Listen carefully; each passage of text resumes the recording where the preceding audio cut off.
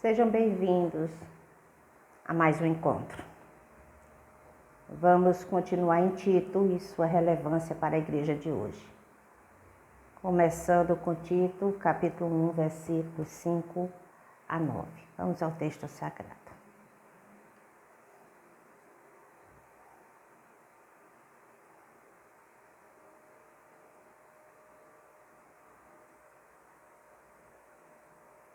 Diz assim o texto: Por esta causa te deixei em Creta, para que pusesses em ordem as coisas restantes, bem como em cada cidade constituístes presbíteros, conforme te prescrevi. Alguém que seja irrepreensível, marido de uma só mulher, que tenha filhos crentes que não são acusados de dissolução, nem são insubordinados.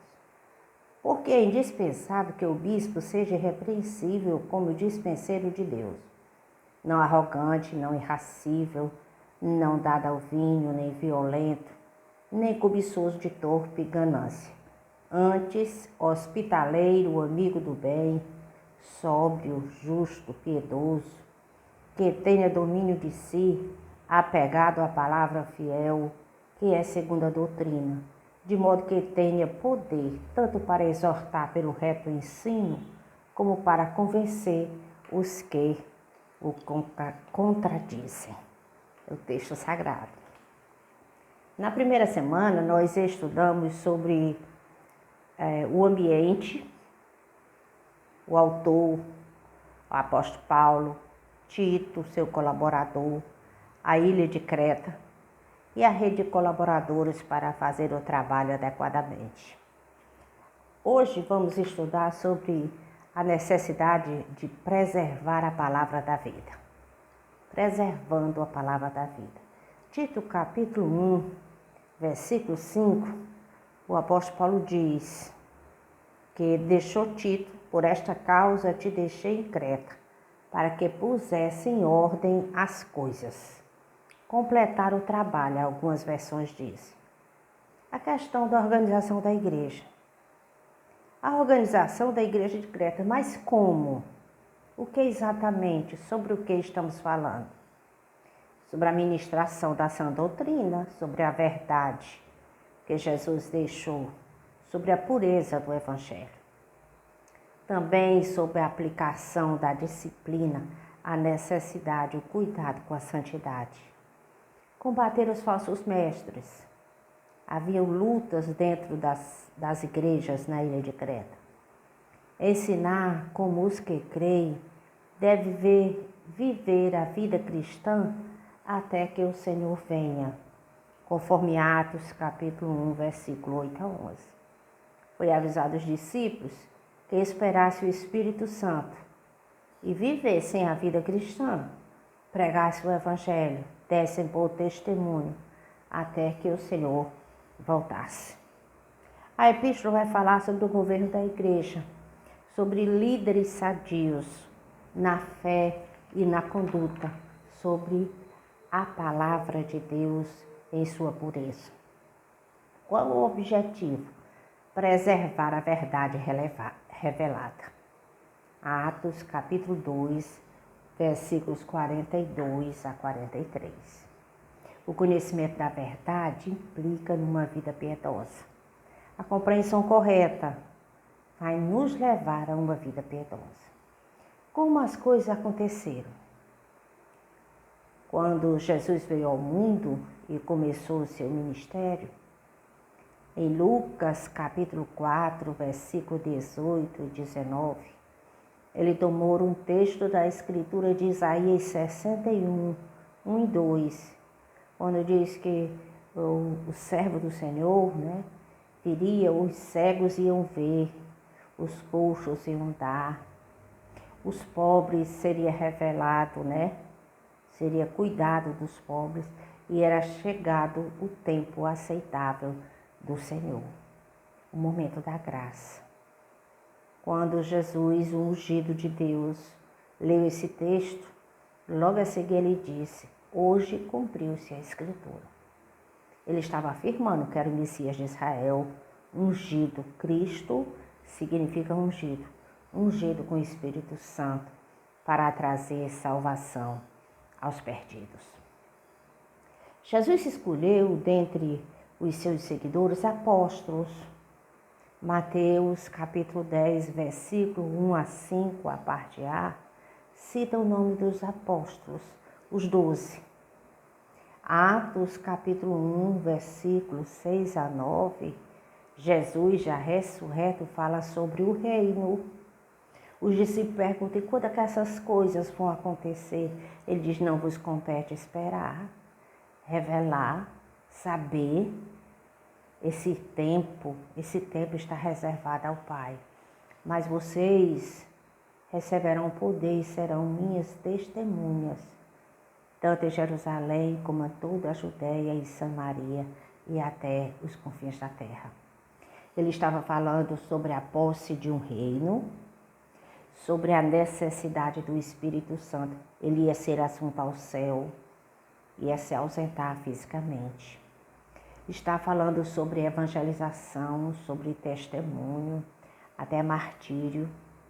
E logo a seguir, o anjo, que vai vir e falar com os discípulos quando ele estiver sendo assunto ao céu, vai falar sobre a segunda vinda de Cristo.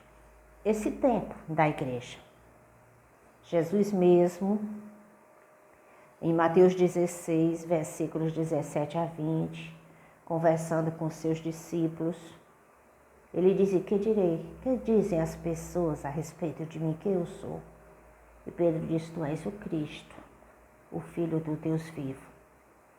E aí o Senhor Jesus disse, é verdade, foi o céu quem te revelou.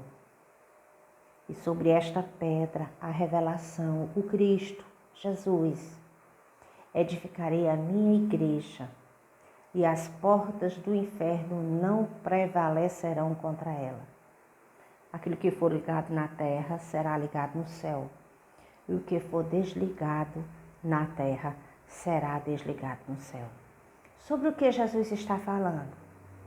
Sobre um chamado individual, mas não para viver uma vida cristã isolada. Não.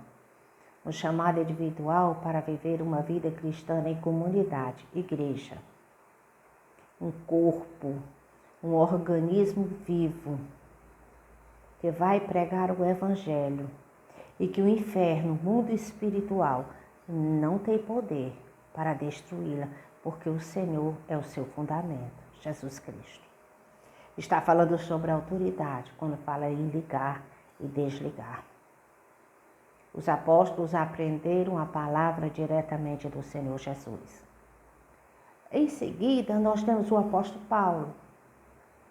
Ele menciona como que nascido fora de tempo, porque ele foi comissionado com Jesus, por Jesus, depois de ressurreto.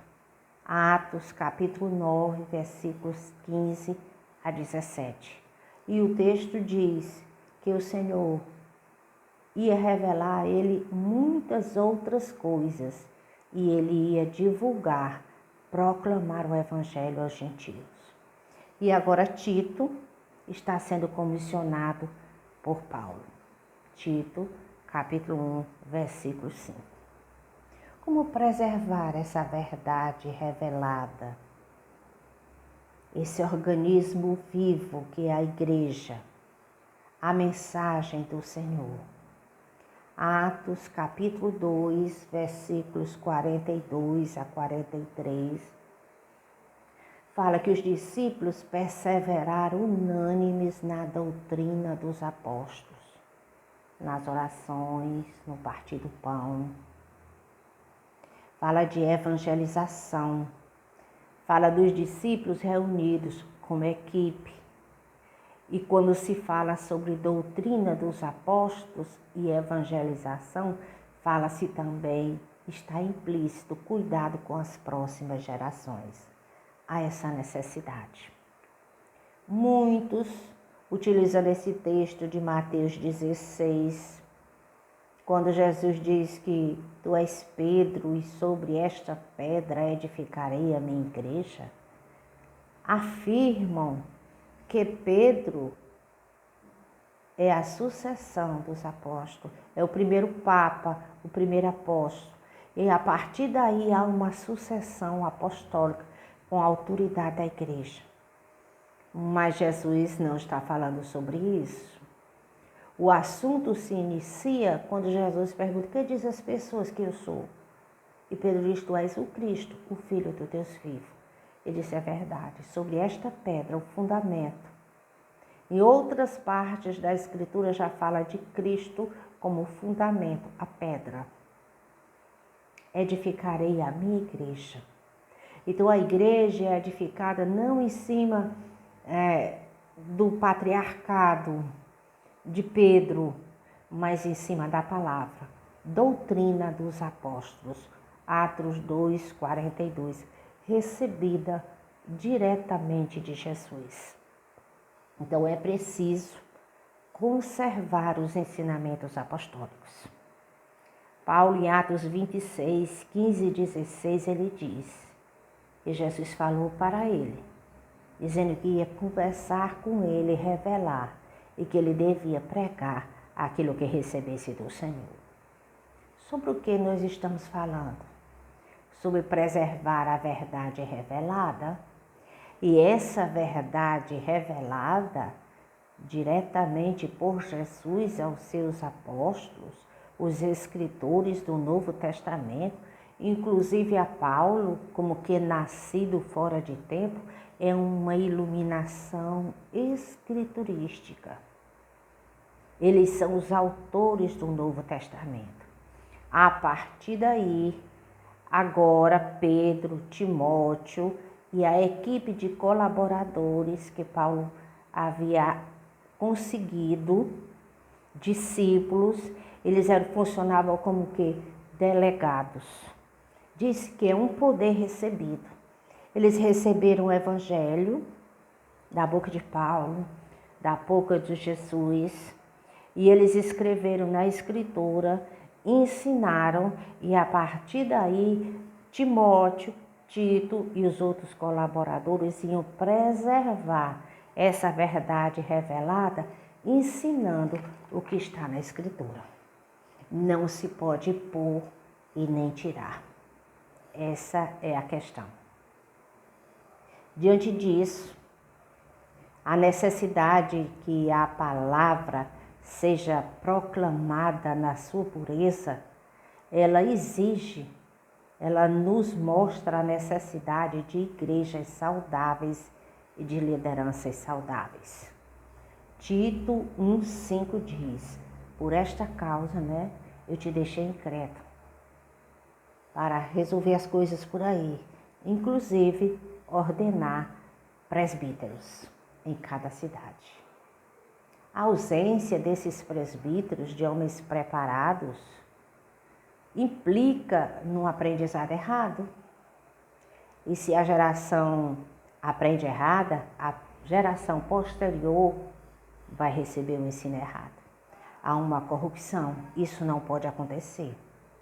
Se isso ocorrer, nós vamos ter problema com a ordem, problemas com a moral, insubordinação, ausência de santidade. Vejamos se não é isso que temos na nossa geração. A confusão, a questão do sincretismo religioso, o fato de muitos não se deter para compreender a verdade do Evangelho verdadeiramente, tem trazido problemas, a despeito de a maioria das pessoas se dizerem cristãos no nosso país. Isso vai terminar em quê? Vamos ler Hebreus capítulo 12, versículo 14. Hebreus 12, 14. Segui a paz com todos e a santificação, sem a qual ninguém verá o Senhor. E agora Mateus, capítulo 5, versículo 8. Diz assim: "Bem-aventurados os limpos de coração, porque verão a Deus." Se não houver a palavra em sua pureza integral, o Evangelho como Jesus nos deixou, por meio dos seus apóstolos, na Escritura, nos nossos dias. As pessoas não vão conseguir viver as suas vidas da maneira que agrada a Deus. Vai haver a ausência de santidade. A Escritura diz que o ser humano tende para o mal. E se não há santidade, ninguém verá o Senhor. Porque só os limpos verão a Deus. Muitos irão se perder. Como silenciar os falsos mestres? Como silenciar os ensinos errados? Resolver esse problema? Facilitar a vida das pessoas. Promovendo presbíteros verdadeiros que ensinem a verdade como o Senhor deixou. Ensine a sua palavra. Era esse o cuidado que Paulo estava tendo para com as ilhas de Creta, especialmente a Ilha Maior. Muitas cidades, muitas igrejas, e os cretenses já tinham fama de serem toscos, insubordinados, desleais, preguiçosos. Eles precisavam da limpeza, da pureza do Evangelho para compreenderem adequadamente a palavra de Deus. Em Tito, capítulo 1, voltando para Tito, versículos 6 a 9, diz assim: alguém que seja irrepreensível, marido de uma só mulher, que tenha filhos crentes que não são acusados de dissolução, nem são insubordinados. Requisitos para o presbitério. Precisa do Senhor, precisa da presença de Deus, para em meio a uma geração corrupta, ter uma família irrepreensível, ser irrepreensível. Em 1 Timóteo, capítulo 3, versículo 1, o apóstolo Paulo diz assim: fiel é a palavra. Se alguém aspira o episcopado, excelente obra almeja. Se alguém aspira o presbitério, tem um excelente propósito no seu coração. Em Atos, capítulo 20, versículo 28, diz o seguinte: atendei por vós e por todo o rebanho sobre o qual o Espírito Santo vos constituiu bispo, para pastoreardes a igreja de Deus, a qual ele comprou com seu próprio sangue. Está aqui o privilégio.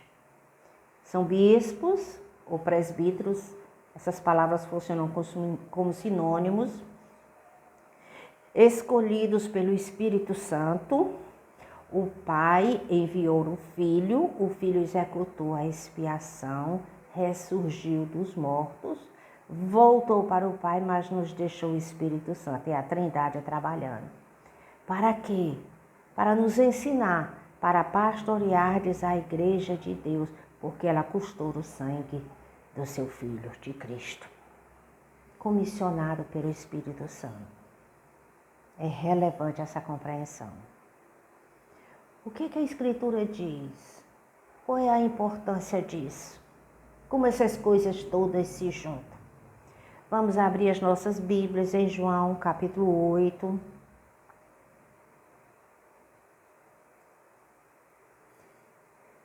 Versículos 31. Diz assim, Jesus falando. Disse, pois, Jesus aos judeus que haviam crido nele: se vós permanecerdes na minha palavra, sois verdadeiramente meus discípulos, e conhecereis a verdade, e a verdade vos libertará. Está aqui o texto. Como é que as coisas acontecem? Você crer em Jesus, o Espírito Santo lhe ilumina, e você compreende que ali é o caminho. Aí você permanece na palavra. Então, significa que você está continuamente sendo ensinado pela vontade de Deus, pela sua palavra. E essa palavra liberta. O Espírito Santo é quem ensina. Está lá em João, capítulo 14 e 16 falam sobre o Espírito Santo. O Espírito Santo é uma pessoa, ele ensina.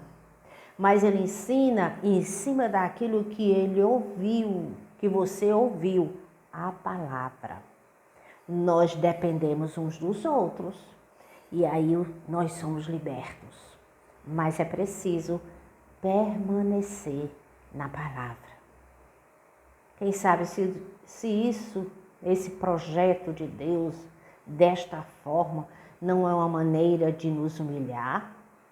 Nós somos soberbos e precisamos nos submeter à palavra de Deus e uns aos outros. Ter ouvidos atentos, boa vontade para aprender. Lá em João, capítulo 15, versículos 1 a 5, diz o seguinte: Eu sou a videira verdadeira e o meu pai é o agricultor. Todo ramo que estando em mim não der fruto, ele o corta. E tudo que dá fruto, ele limpa, para que produza mais fruto ainda.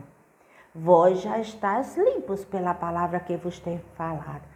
Permanecei em mim e eu permanecerei em vocês e vós. Como não pode o fruto produzir fruto de si mesmo, se não permanecer na videira, assim nem vós o podeis dar, se não permanecerdes em mim. Eu sou a videira, vós os ramos. Tem que permanecer.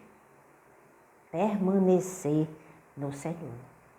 Isto está posto na Escritura, é o cumprimento de uma profecia ainda do Antigo Testamento. Ezequiel, capítulo 36, versículo 26, diz assim: Dar-vos-ei coração novo, e porei dentro de vós um espírito novo. Tirarei de vós o coração de pedra e vos darei um coração de carne. Porei dentro de vós o meu espírito, e fareis que andeis nos meus estatutos. Aleluia. Essa compreensão. Sendo assim, fica claro que Deus escolhe pessoas, ensina, dá o Espírito Santo, ensina.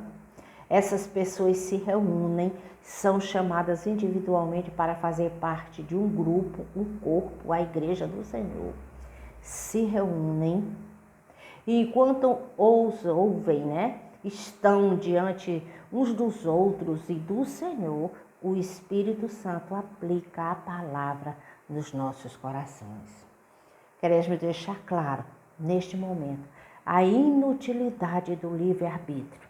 Romanos capítulo 3, versículo 9 a 12 diz que todos se perderam, tendem para o mal. E a inutilidade da inteligência. Os caminhos dos homens são corrompidos. A inteligência humana também foi afetada. Nós precisamos do Espírito Santo de Deus. E o Espírito Santo de Deus age nos nossos corações. Somos templo e morada do Espírito Santo. Mas o Senhor proveu a igreja como um lugar onde o Espírito Santo reúne e ensina as pessoas. E para isso, ele unge presbíteros, separa-os, para nos dar a sã doutrina, de modo que sejamos libertos e permanecemos nele. Se o Jesus Cristo, o Deus, a segunda pessoa da Trindade, foi ungido pelo Espírito Santo, nós carecemos do Espírito Santo e precisamos fazer as coisas, aceitá-las, compreendê-las como o Senhor nos deixou. Preservar a doutrina, porque precisamos dela na nossa geração e as próximas gerações. Amém? Vamos orar. Vamos orar e nos colocar na presença do Senhor. Ele nomeou presbíteros para nos ensinar, para preservar a palavra revelada, de tal modo que a nossa alma sedenta venha a ser satisfeita no Senhor. Amém? Vamos orar. Jesus, muito obrigada por este momento. recebe-nos. Cumpre o teu desígnio, o teu propósito nas nossas vidas, nos ensina e nos transforma. Somos gratos ao Senhor pelo teu cuidado. Escolhe, Pai, os teus filhos. Reserve, ensina, reúne a tua igreja e que o teu Espírito Santo tenha liberdade nas nossas vidas. Nos dá um espírito de submissão para estarmos sempre diante de ti. E que nós e as próximas gerações sejam abençoadas em ti e na tua palavra. No teu nome, amém. Até o próximo encontro. Amém.